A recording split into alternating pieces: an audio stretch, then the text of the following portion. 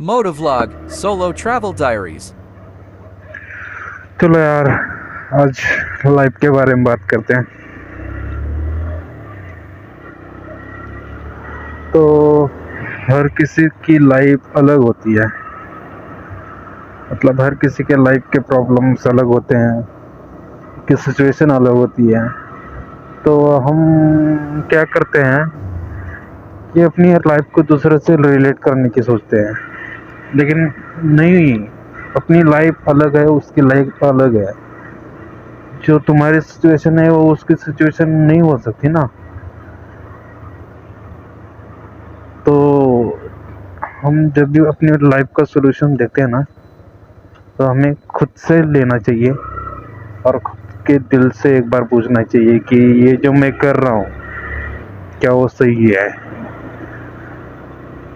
तुम अगर कोई चीज़ कर रहे हो और घर वाले रोक रहे हैं या बाहर वाले रोक रहे हैं, तो ये मत सोचो कि ये रोक रहे हैं कि रोकने की कोशिश कर रहे हैं। कभी कभी ये भी सोच लिया करो कि अरे यार, वो मुझे रोक रहे हैं, कहीं उनकी बात तो सच तो नहीं है। मतलब इस पर भी एक बार गौर कर लेना चाहिए, क्योंकि हर बार आपको कोई गलत डायरेक्शन दिखाए ये सही तो नहीं है। कभी कभी वो डायरेक्शन सही भी हो सकती है। तो इस बार आपको तो एक बार आपको चेक कर लेना चाहिए कि आप क्या कर रहे हो। अगर मैं इसमें मेरे कुछ सबसे इम्पोर्टेंट जो होता है, टाइम इज़ मनी जिसे हम बोलते हैं, कि मैं अपना सबसे इम्पोर्टेंट टाइम दे रहा हूँ इसे, तो क्या ये मुझे इन फ्यूचर में रिटर्न दे रहा है। अभी प्रेजेंट में देखो, प्रेजेंट की बातें ऐसी होती हैं, समटाइम्स आपको अर्ली सक्सेस मिल जाती है, समटाइम्स आपको थोड़ा सा देर हो जाता है आपको सक्सेस मिलने में, है ना। तो क्या है ना,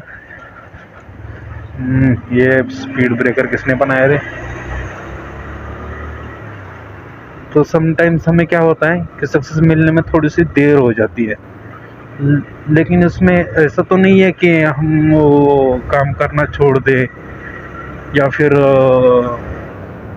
हम उसके बारे में सोचना ही छोड़ दें। अगर तुम कोई चीज़ कर रहे हो, कोई थिंग अगर आपने सोच के रखा है कि मुझे ये इन फ्यूचर में मुझे ये करना है, ये मेरा पैशन है,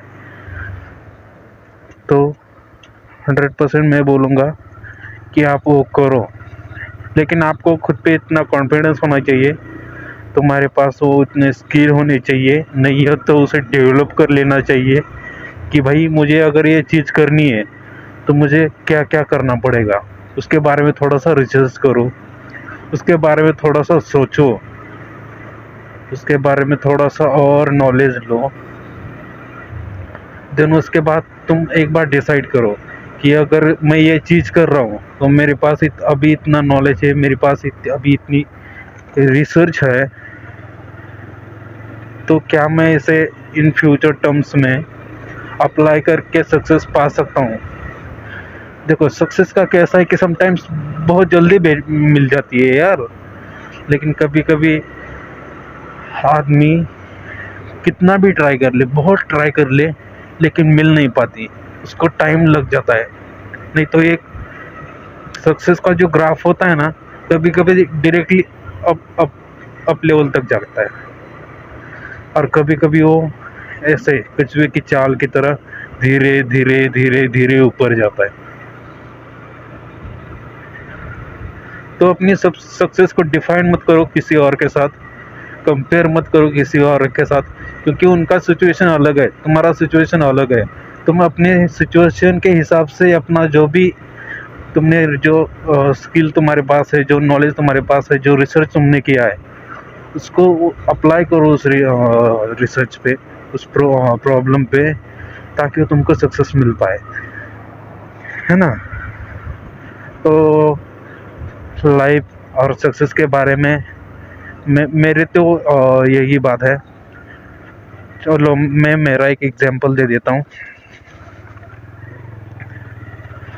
मैंने 10th पास किया, मतलब इतना भी ठीक ठाक था, पढ़ाई में ज़्यादा ऐसा भी नहीं था कि मुझे कम मार्क्स आते थे, और इतना भी अच्छा नहीं है ताकि मैं टॉप कर सकूं, जिसके 60 70 80 72 75 के आसपास के रेंज वाले मार्क्स होते हैं। तो वो वाला बंदा था मैं, और अभी भी हूँ। मैं कितना भी पढ़ लूँ, कितना भी कर लूँ, अपना रेंज उतने तक ही है, अपने को पता है। ये एक मराठी में हमारे यहाँ पे म्हण आहे, मराठीमध्ये काय म्हण आहे माहिती का, सरड्याची धाव कुंपणापर्यंत. तुमचे एफर्ट्स तिथपर्यंतच असतात जिथपर्यंत तुमची कॅपेबिलिटी असते. त्यामुळे सर्वात अगोदर कुठलीही गोष्ट करत असताना तुम्ही तुमची कॅपेबिलिटी बघा, की मी हे इथपर्यंत करू शकतो, इथपर्यंत स्ट्रेच करू शकतो, इथपर्यंत सहन करण्याची माझी हिंमत आहे. तर या गोष्टी ना तुम्ही जेव्हा करताल त्यावेळेस तुम्हाला एक आतमधून फीलिंग येईल, एक अंदर से फीलिंग आएगा तुम लोगों को कि यार ये चीज़ जो है मैं कर सकता हूँ, और इसे मैं करके रहूँगा, और इसमें मैं सक्सेस होके दिखाऊंगा. समझ में आया?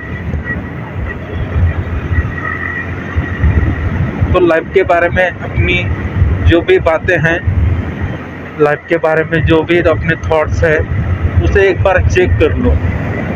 चेक करने का मतलब क्या है कि अभी मैंने स्टार्ट किया था, मतलब मैं भी अभी ब्लॉगिंग करने का स्टार्ट कर रहा हूँ, मोटो ब्लॉगिंग वगैरह. तो मैंने सोचा कितने सब लोग करते हैं, तो मैं क्यों नहीं कर सकता, ये मैंने सोचा. थोड़ा सा रिसर्च किया, थोड़ी सी मैंने भी इसके बारे में डिटेल्स निकाला, क्या है, कैसे किया जाता है, क्या करते हैं. और सबसे बेटर बात यह है, इसमें भाई इसमें कोई तुम्हारा साथ देने वाला नहीं है, इसमें तुम खुद से ही खुद की बातें करने वाले होते हो. तो थोड़ा सा नॉलेज होना चाहिए उसके बारे में, है ना.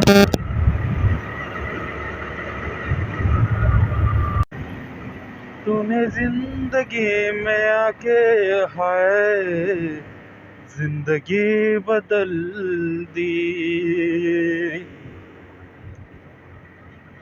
चलो मैं तुम्हें कुछ फ्रेंड्स के बारे में बता देता हूँ. देखो, फ्रेंड्स एक ऐसी चीज़ है जो 20 टू 30 के एज में ऐसा लगता है कि भाई फ्रेंड्स के सिवा तुम्हारा इस दुनिया में कोई नहीं है. लिटरली आपको जब हम 20s टू 30s के बीच में होते हैं तो हमें ऐसे लगता है कि मेरे फ्रेंड्स मेरे लिए सब कुछ है. By end of the day मैं ये कहना चाहता हूँ कि भाई इस दुनिया में तेरा कोई नहीं है, कोई नहीं है तेरा. ना तेरे घर वाले अपने हैं, ना तेरी गर्लफ्रेंड अपनी है, ना तेरे फ्रेंड्स अपने हैं. सब अपना अपना देखते हैं यार. तू खुद भी अपना अपना देखता है, और मतलब जो भी तेरे घर वाले भी अपना अपना देखते हैं. जब तेरी एज 25 से 30 के बीच में हो जाएगी और तू कमाएगा 1 रुपया नहीं, तो घर वाले भी ताने मारना चालू कर देंगे. समझ रहे बात को? अगर घर वाले भी ताना मारना चालू कर देंगे, गर्लफ्रेंड तेरे साथ जब तक बैठेगी जब तक तेरी जेब में पैसे हैं, जब तक तेरी जेब गर्म है, तब तक तेरी गर्लफ्रेंड तेरे साथ रहेगी. तेरे फ्रेंड्स की बात बता देता हूँ. तेरे फ्रेंड्स तेरे साथ तब तक रहेंगे जब तक तू उनको खिलाएगा पिलाएगा, उनके काम आएगा, उनका कुछ काम करेगा, तब तक तेरे फ्रेंड्स तेरे साथ हैं. कोई कोई फ्रेंड्स ऐसे चूतिया फ्रेंड्स होते हैं ना, जो तेरा खा के तुझ पे उलट जाएंगे. मतलब मेरा कहने का मतलब इतना ही है कि कोई भी रिलेशन, कोई भी आदमी, कोई भी और कोई भी चीज़ परमानेंटली अपनी हो नहीं सकती. समझ रहा है बात को? क्योंकि भाई हर किसी का टाइम चेंज होता है, हर किसी का टाइम बदलता है, हर किसी के टाइम और सिचुएशन के हिसाब से उसकी प्रेफरेंस चेंज हो जाती है. अभी तो 20 टू 25 के बीच में है, तो तुझ पे घर की ना कोई रिस्पॉन्सिबिलिटी होगी, न तुझे घर से कोई पूछने वाला है क्या कर रहा है, क्यों कर रहा है, कैसे कर रहा है। तो इस टाइम में तू एक एक सोच में होता है कि मेरे दिल की बात मैं बताऊं किसे, बताऊं किसे। तो तेरे पास होते हैं तेरे फ्रेंड्स जो तेरी बात सुनते हैं, जो तुझे सपोर्ट करते हैं।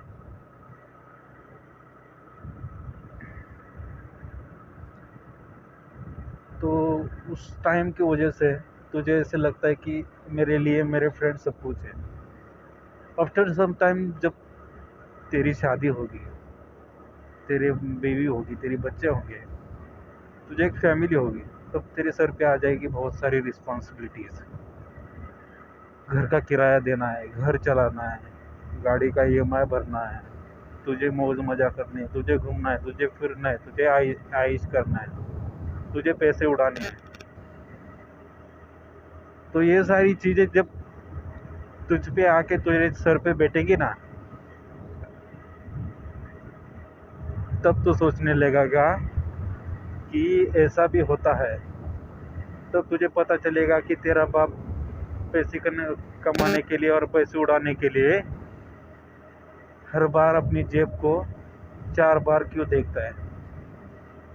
तुझको पैसे देने से पहले वो 4 बार क्यों गिनता है। क्योंकि उसे ये सब चलाना होता है, उसे ये सामने आ रही प्रॉब्लम दिख रही होती है। कभी कभी अचानक इमरजेंसी आ गई, घर में मेडिकल इमरजेंसी आ गई, तो घर पैसे लाएगा कहाँ से। उसके लिए तुझे सेविंग करना पड़ेगा। तेरे कुछ ड्रीम्स होंगे, तेरे कुछ ख्वाब होंगे, उसको पूरा करना है। वो पूरे करने के लिए पैसे कहाँ से लाएगा। तुझे घूमना है, फिरना है, पता है तेरा कुछ पैशन है, तेरे कुछ हॉबीज है, तेरे कुछ इंटरेस्ट है जो तुझको पूरे करने हैं, और ये तेरी रिस्पॉन्सिबिलिटीज भी हैं। तो ये जो चीज़ें हैं, रिस्पॉन्सिबिलिटी, ये जो चीज़ है ना, वो समझदार लोगों के लिए है। जो इसके साथ जीता है ना, वो कभी आपको रोते हुए नहीं दिखेगा। एवरी टाइम वो आपको हंसते हुए दिखेगा। जब अकेले में वो अपने हमदर्द से मिलेगा ना, तब उसकी हालत देखना, तब उसके दिल के जज्बात देखना। वो ना बोले बिन कुछ कहे उसके आंखों से आंसू आ जाने यार। क्योंकि उतने प्रॉब्लम्स में रहता है, वो उतने डिप्रेशन में रहता है। वो अपनी ज़िंदगी को अपनी किस तरह से काट रहा है, किस तरह से अपनी रिस्पॉन्सिबिलिटीज़ पूरी करने के लिए भाग रहा है, किस तरह से अपनी जो भी ज़रूरत है उसे पूरी करने के लिए अपनी अपने पूरे एनर्जी को यूज़ कर रहा है। तो ये तब हमें पता चलेगा जिस दिन हमें हमारे सर पे वो रिस्पॉन्सिबिलिटीज़ देखने लगेगी, जो दिखने लगेगी।